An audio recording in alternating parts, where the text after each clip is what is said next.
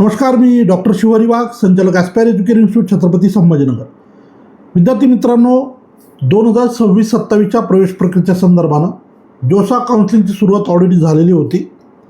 1 जूनला रिझल्ट आल्यानंतर टप्प्याटप्प्यानं जोसा काउन्सिलिंगची रजिस्ट्रेशन प्रक्रिया, चॉईस फिलिंग, डॉक्युमेंट्स अपलोड करणं, फीस ॲक्सेप्टन्स फीस भरणं, या सगळ्या प्रक्रिया ज्या इतर सुरुवातीच्या टप्प्यामध्ये उपलब्ध होत्या. या प्रक्रियेमध्ये ज्या विद्यार्थ्यांनी पार्टिसिपेट केलेलं होतं अशा विद्यार्थ्यांना ॲडमिशन मिळाल्यानंतरची जी काय प्रक्रिया असते ती आपल्याला या व्हिडिओच्या माध्यमातून या ठिकाणी एक्सप्लेन करायची असणार आहे. त्यामुळे आपण हा व्हिडिओ शेवटपर्यंत पहा आणि गरजू मुलांना नक्की शेअर करा. आता सगळ्यात पहिले ज्या विद्यार्थ्यांनी जोसा काउन्सिलिंगमध्ये पार्टिसिपेट केलेलं होतं, ज्यांनी या चॉईस फिलिंग प्रक्रियेमध्ये भाग घेतलेला होता, अशा मुलांची अलॉटमेंट काल 13 जून रोजी जे इतर उपलब्ध झालेली होती. आणि ह्या अलॉटमेंट आल्यानंतर पुढची नेमकी प्रक्रिया काय असेल, कशा पद्धतीनं आपण पुढे जाऊ शकतो, या संदर्भामध्ये विशेषतः मराठी जे पालक आहेत त्यांना सोय व्हावी म्हणून छोटासा व्हिडिओ पण अतिशय महत्त्वपूर्ण व्हिडिओ मी तुम्हाला या ठिकाणी शेअर करतो आहे. त्यामुळे आपण हा व्हिडिओ शेवटपर्यंत पहा आणि गरजू मुलांना नक्की शेअर करा. सगळ्यात पहिले जोसा काउन्सिलिंगमध्ये जेव्हा आपण चॉईस फिलिंगची प्रक्रिया पूर्ण केली, त्यात पहिल्या टप्प्यामध्ये एक मॉक सीट अलोकेशन आपल्याला उपलब्ध झालं. त्यानंतर परत आपण चॉईसेस रिशफल केल्या असतील, काही ॲड केलेल्या असतील, काही कॉलेजेस रिमूव्ह केलेले असतील. त्यानंतर मॉक सीट अलोकेशन 2 आपल्याला त्या ठिकाणी पाहायला भेटलं आणि फायनली 13 तारखेला पहिला ऑफिशियल रिझल्ट त्या ठिकाणी पब्लिश झालेला आहे. हा रिझल्ट पब्लिश झाल्यानंतर नेमकी काय काय प्रक्रिया असते हे आपण या ठिकाणी समजून घेऊया. सर्वात प्रथम आपल्याला आपला ॲप्लिकेशन नंबर, जो की आपण JEE मेन्सचा ॲप्लिकेशन नंबर या रजिस्ट्रेशन प्रक्रियेसाठी वापरलेला होता, तो यूज करून तुमचा पासवर्ड टाकून आणि कॅपिचा भरून आपल्याला लॉग इन करायचे. लॉग इन केल्यानंतर तुम्हाला तुमच्या पोर्टलवर लेफ्ट साईडला बरेचसे ऑप्शन्स त्या ठिकाणी पाहायला मिळतील. त्यामध्ये प्रामुख्यानं तुम्हाला नेमकं कुठलं कॉलेज अलाउड झालं आहे हे तुम्हाला त्या ठिकाणी पाहता येईल. जर आपल्याला कॉलेज मिळालं नसेल तर आपल्याला लॉग इन केल्यानंतर पहिली स्क्रीन येते की तुम्हाला त्या ठिकाणी कॉलेज मिळालेलं नाही आहे, अलॉटमेंट झालेली नाही आहे. तर त्या ठिकाणी आपण डायरेक्टली लॉगआउट करू शकतो, कारण आपल्याला कॉलेज मिळालेलं नाही आहे. ज्या विद्यार्थ्यांना कॉलेज मिळालेलं नाही आहे त्यांच्यासाठी एकदम सोयीचं सांगतो, त्यांना डायरेक्टली पुढच्या राऊंडसाठीची वाट पाहायची आहे. पुढचा राऊंड कधी जाहीर होणार आहे तर पुढचा राऊंड 30 जूनला जाहीर होणार आहे. म्हणजे थोडक्यात काय, आज 14 जून आहे आणि या दरम्यानच्या काळामध्ये 15-16 दिवस त्यांना काहीही करायचं नाही आहे. या दरम्यान महाराष्ट्र CET सेलचा रिझल्ट आला तर ते ऑब्वियसली महाराष्ट्र CET सेलचा रिझल्ट त्यांनी डाउनलोड करणं, मग त्याची काउन्सिलिंग प्रक्रिया हे जर सुरू झालं तर या प्रक्रियेत ते भाग घेऊ शकतात. जोसासाठी मात्र त्यांना सेकंड राऊंडमध्ये काय अलॉटमेंट मिळते का, त्यासाठी त्यांना त्या ठिकाणी वेट करायचं आहे. बरं, सगळ्यात इम्पॉर्टंट काय, ज्यांना मिळालं त्यांनी काय करायचं आहे, त्यांना कुठले पर्याय उपलब्ध असतात, कशा पद्धतीनं ते पुढे जाऊ शकतात हे आपण समजूया आता. तर ज्या मुलांना कॉलेज मिळालेलं असेल तर त्यांना तिथं विलिंगनेस सबमिशन करायचं असतं. ते तुम्हाला तुमच्या प्रोफाईलमध्ये लॉग इन केल्यानंतर लेफ्ट साईडचा ऑप्शन तुम्हाला तो पाहायला भेटेल. ती प्रक्रिया पूर्ण केल्यानंतर जे कॉलेज तुम्हाला मिळालेलं आहे त्याचं अलॉटमेंट तुम्ही त्या ठिकाणी डाउनलोड करा. जर कॉलेज भविष्यात तुमचं बदललं नाही तर हे अलॉटमेंट तुम्हाला ॲडमिशनला उपयोगाला पडेल. जर पुढे भविष्यात तुम्हाला नवीन कॉलेज मिळालं किंवा अपग्रेड झालं तर मग मात्र त्यावेळेस जे काय असेल अलॉटमेंट ते तुम्ही डाउनलोड करायचं आहे. सध्या तुर्तास जे कॉलेज आपल्याला मिळाले त्याचं अलॉटमेंट आपण डाउनलोड करा. पहिली स्टेप. दुसरी स्टेप, आता मिळालेल्या कॉलेजमध्ये तुम्हाला 3 पर्याय त्या ठिकाणी आहेत. एक असेल फ्लोट, दुसरं असेल स्लाईड आणि तिसरं असेल फ्रीज. पहिले आपण फ्रीजबद्दल बोलूया. ज्या विद्यार्थ्यांना मिळालेलं कॉलेज मान्य आहे, ते समाधानी आहेत, किंवा तुमचं ड्रीम कॉलेज तुम्हाला पहिल्याच राऊंडमध्ये मिळालेलं असेल, तुमची स्वप्नपूर्ती झाली आहे आणि आता फर्दर पुढच्या राऊंडमध्ये तुम्हाला भाग घ्यायचा नसेल तर तुम्ही कॉलेज फ्रीज करू शकता. आणि फ्रीज करून तुम्हाला संबंधित कॉलेजला रिपोर्टिंग करायचं असणार आहे. रिपोर्टिंगची डेट काय आहे, 13 तारखेपासून 26 जूनपर्यंत आपल्याला संबंधित कॉलेजला रिपोर्टिंग करायचं आहे. जे मुलांना मिळालेलं कॉलेज फायनल करायचं आहे त्यांच्या संदर्भानं हा मुद्दा आहे, हे आपण काळजीपूर्वक लक्षात घ्यावं.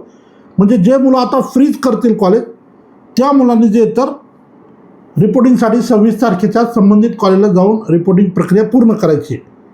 बरं, ज्या मुलांना फ्रीज करायचं नाही आहे कॉलेज मिळालेलं आहे परंतु अजून फर्दर पुढच्या राऊंडमध्ये भाग घ्यायचा असेल, अपग्रेड करायचं असेल कॉलेज, किंवा वरच्या कॉलेजेसमध्ये कुठली दुसरी ब्रांच मिळाली तरी चालत असेल, तर त्या केसमध्ये फ्लोट हे ऑप्शन निवडायचं असतं. फ्लोट करायचं म्हणजे काय करायचं आपल्याला, की हे कॉलेज हातात ठेवून आपले जे वरचे आपले ऑप्शन्स आपण भरलेले होते त्या ऑप्शनसाठी आपल्याला परत पुढच्या राऊंडमध्ये प्रयत्न करायचा आहे, तर त्याला फ्लोट म्हणतात. तर ज्यांना हातात आता हे जे कॉलेज मिळालं हे हातात ठेवून पुढे जायचं आहे त्यांनी फ्लोट करावं. तिसरा पर्याय असतो स्लाईड. स्लाईड हा जो पर्याय असतो तर हा नॉर्मली फार कोणी प्रेफर करत नाही. ज्यांना माहिती नसेल अनावधानानं त्यांनी स्लाईड ऑप्शन सिलेक्ट केलं आणि सबमिट केलं तरच अडचण आहे, अदरवाईज स्लाईड कुणीही करू नका. स्लाईड म्हणजे काय, फॉर एक्झाम्पल एखाद्या विद्यार्थ्याला IIT पवईमध्ये मेकॅनिकल ब्रांच मिळाली, परंतु त्यांनी IIT पवईमधलं CS, IT, AIDS, electrical अजून इतर सगळ्या भरपूर ब्रांचेस टाकलेल्या आहे. स्लाईड केली म्हणजे काय, की जे ब्रांच मिळाली आहे त्या कॉलेजमध्ये ती ब्रांच हातात ठेवून केवळ त्याच इन्स्टिट्यूटमधील वरच्या ऑप्शनसाठी प्रयत्न करणं, हे समजून घ्या. स्लाईड म्हणजे काय, आपण ज्या कॉलेजला आपल्याला ब्रांच मिळाली आहे, कुठली पण ब्रांच मिळू द्या, त्याच कॉलेजच्या वरच्या ब्रांचसाठी आपल्याला प्रयत्न करायचा असेल तर आपण स्लाईड ऑप्शन निवडतो. परंतु असं कधीच होत नाही. नॉर्मली फ्लोट केलं जातं आणि फ्लोटच केलेलं सोयीचं असतं, कारण फ्लोट करत असताना आपल्याला वरती बरेचसे कॉलेजेस आणि बरेचसे ब्रांचचे पर्याय आपल्याला त्या ठिकाणी उपलब्ध असतात. स्लाईड केलं तर केवळ एका इन्स्टिट्यूटपुरतं मर्यादित आपल्या पुढची प्रक्रिया राहते, परंतु फ्लोटमध्ये सगळ्या इन्स्टिट्यूट ज्या तुम्ही ऑलरेडी वरच्या तुमच्या प्रायोरिटी लिस्टमध्ये प्रेफरन्स लिस्टमध्ये ॲड केलेले आहेत ते सगळे पर्याय तुम्हाला फ्लोटमध्ये उपलब्ध असतात. त्यामुळे आपण नक्की फ्लोट हा पर्याय निवडावा.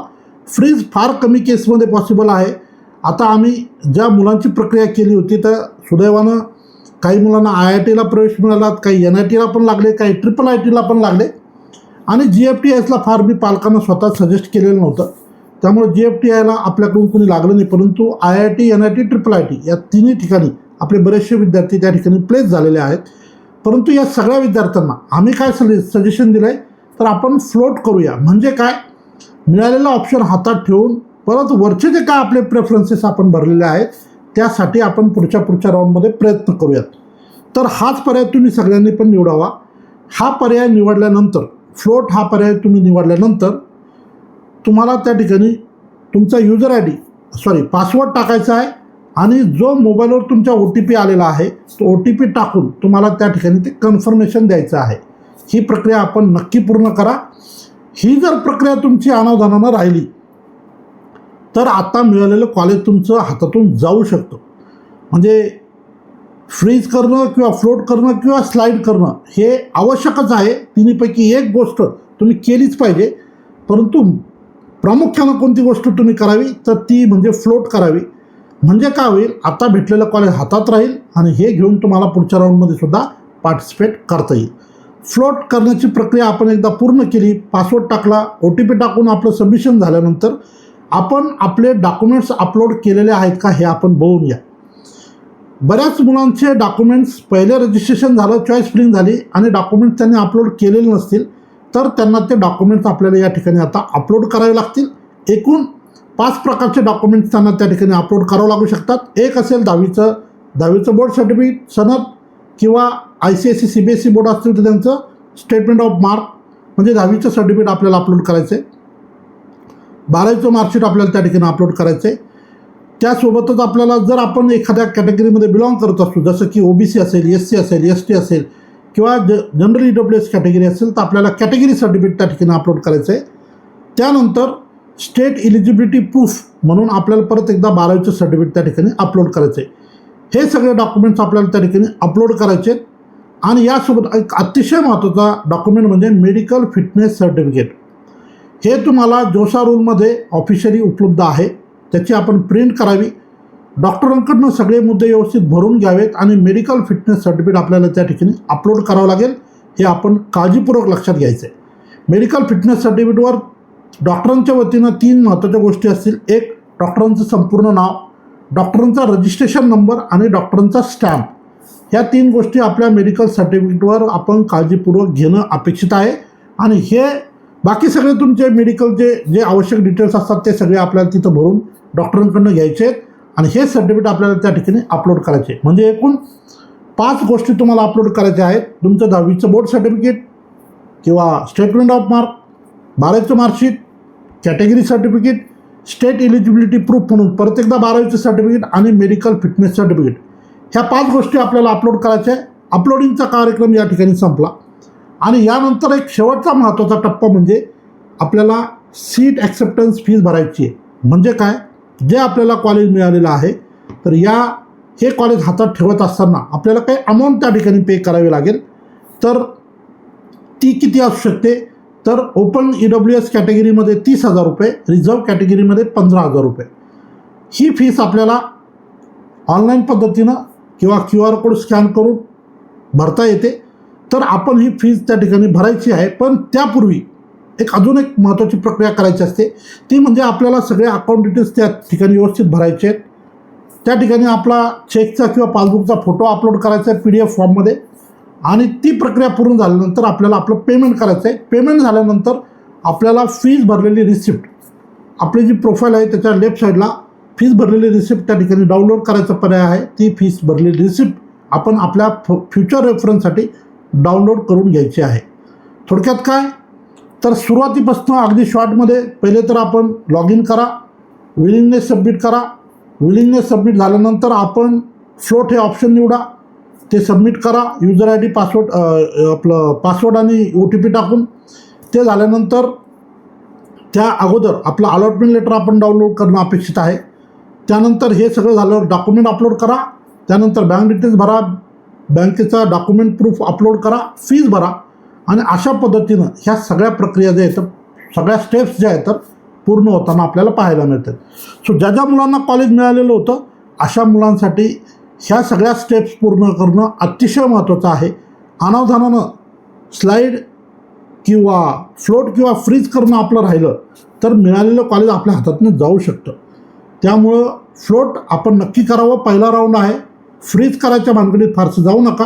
आता जर आपल्याला जे कॉलेज मिळालं आहे याच्यापेक्षा अजून बेटर कॉलेज, बेटर ब्रांच वरच्या ऑप्शनमधली जर पाहिजे असेल तर आपण फ्लोट ऑप्शनसह पुढे गेलं पाहिजे. एक महत्त्वाचा संदेश तुम्हाला या ठिकाणी देतो. आणि ज्या मुलांना अजून कॉलेज मिळालेलं नव्हतं अशा विद्यार्थ्यांना 30 जूनची वाट पाहावी लागेल. 30 जूनला सेकंड राऊंड जोशाच्या वतीनं ऑफिशियली जाहीर होईल. त्या राऊंडमध्ये काय नेमकं होईल त्यानुसार जे फर्दर तुम्हाला पुढचे डिसिजन घेता येतील. त्या दरम्यानच्या काळात म्हणजे आता या पुढच्या आठवड्याभरामध्ये CET सेलच्या वतीनं PCM ग्रुपचा रिझल्टसुद्धा येईल आणि महाराष्ट्राची सुद्धा इंजिनिअरिंगची ॲडमिशन प्रक्रिया सुरू होईल. त्या संदर्भानं आपल्याला कुणालाही काउन्सिलिंग लावायची असेल तर नक्की आपण ॲस्पायर एज्युकेशन इन्स्टिट्यूटला व्हिजिट करू शकता. प्रत्यक्ष भेटून सगळी माहिती घेऊन काउन्सिलिंग प्रक्रियेला एनरोल करू शकता. या ठिकाणी थांबतो. धन्यवाद.